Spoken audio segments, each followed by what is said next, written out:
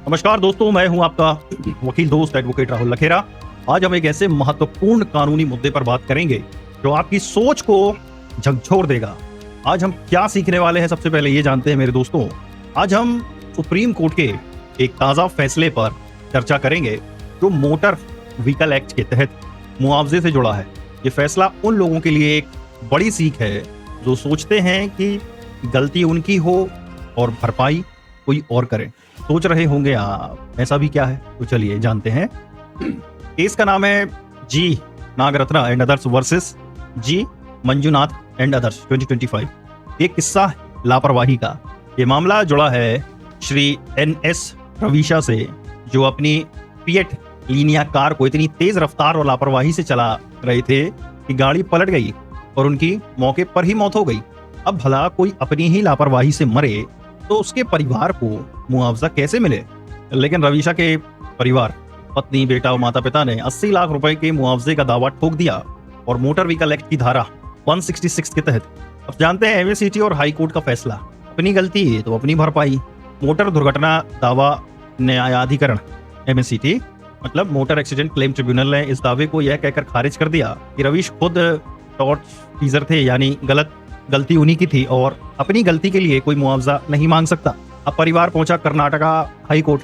तो high court ने भी निंगमा और अन्य versus United India insurance company limited 2009 के केस के सुप्रीम कोर्ट के फैसले का हवाला देते हुए यही बात दोहराई।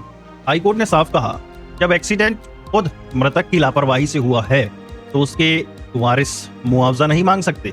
ऐसा करना तो अपनी गलती अपनी भरपाई के सिद्धांत के खिलाफ होगा। अच्छा, अब यहाँ टॉर्ट फीजर का मतलब है वो व्यक्ति जिसने किसी गलत काम से दूसरे को नुकसान पहुंचाया। इस केस में रवीश ने खुद को ही नुकसान पहुंचाया था अपनी लापरवाही से।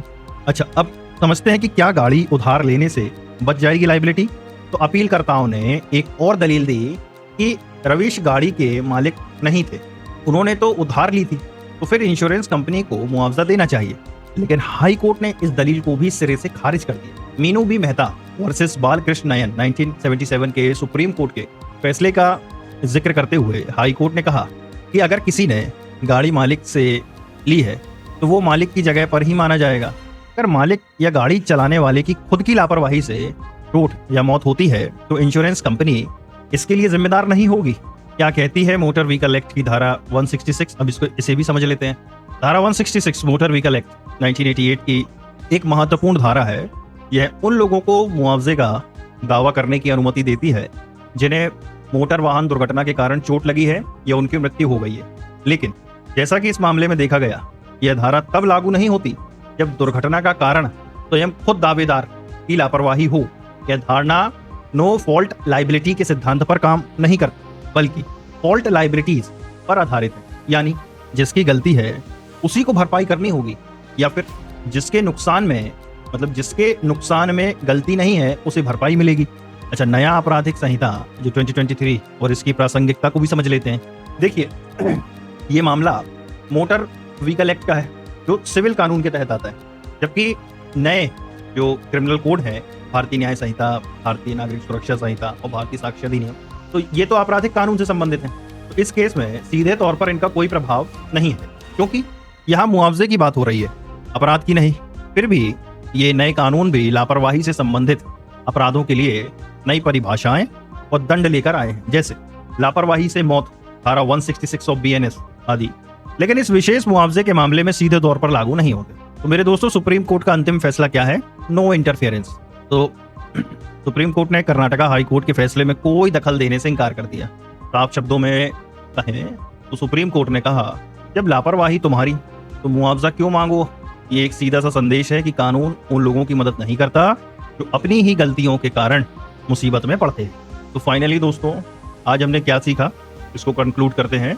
तो आज हमने सीखा कि सड़क पर सावधानी हटी, दुर्घटना घटी और मुआवजा भी गया। सुप्रीम कोर्ट ने फिर से यह स्पष्ट कर दिया कि अगर किसी की मौत उसकी खुद की लापरवाही से होती है तो उसके कानूनी वारिस मोटर व्हीकल एक्ट के तहत मुआवजे का दावा नहीं कर सकते। यह फैसला हमें एक महत्वपूर्ण सबक देता है कि जिम्मेदारी निभाना कितना जरूरी है, चाहे वो सड़क पर हो या जिंदगी के किसी भी पहलू में।